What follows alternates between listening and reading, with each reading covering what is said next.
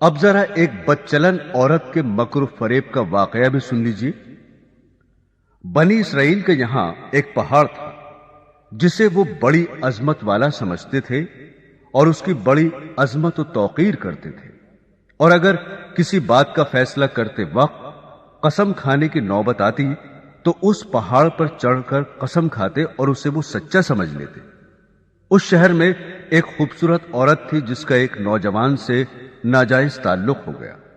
عورت نے اس کو اپنے مکان میں بلانا شروع کر دیا۔ شوہر کو شبہ پیدا ہو گیا۔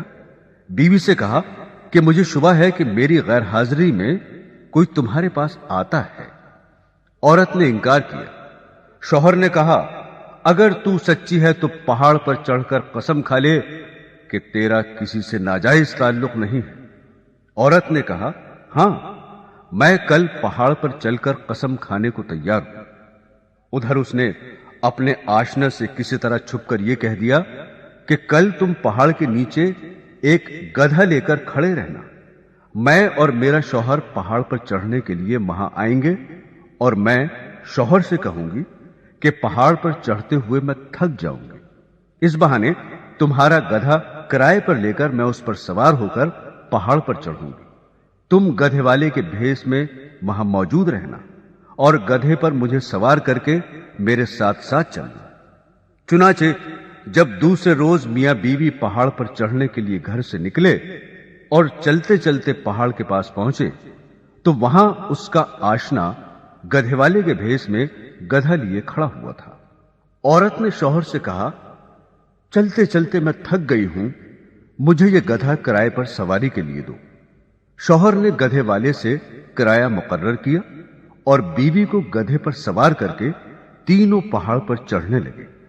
جب وہ جگہ آئی جہاں لوگ قسمیں کھاتے تھے تو اس مکار عورت نے اپنے آپ کو گدھے سے نیچے گرا دیا، اور اس گرنے میں اپنی رانے وغیرہ قابل سطر بدن بھی ننگا کر دیا، اور ایسی صورت پیدا کر دکھائی کہ شوہر نے یہی سمجھا کہ گدھے سے اتفاقاً گر گئی اور گرتے ہوئے اتفاقاً ننگی ہو گئی ہے۔ وہ جھٹ اٹھی اور اپنا لباس درست کر کے پہاڑ کی قسم کھانے والی جگہ پر کھڑی ہو کر کہنے لگی میں قسم کھاتی ہوں میرے ننگے بدن کو آج تک تمہارے سوا اور اس گدھے والے کے سوا اور کسی نے نہیں دیکھا۔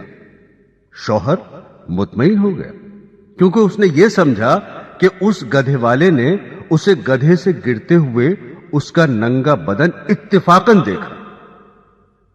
تو دیکھا آپ نے، عورت جب مکر و فریب پر آ جائے تو ایسی چالاکیاں دکھا کر شوہر کو بے وقوف بنا دیتی ہے، لیکن یہ پتہ نہیں کہ آج یہ گناہ کسی مکر و فریب سے چھپا بھی لیا اور کسی کو پتہ بھی نہ چلا تو کل قیامت میں یہ بات نہیں چھپے گی، اس لیے کہ اللہ کو سب کچھ معلوم ہے۔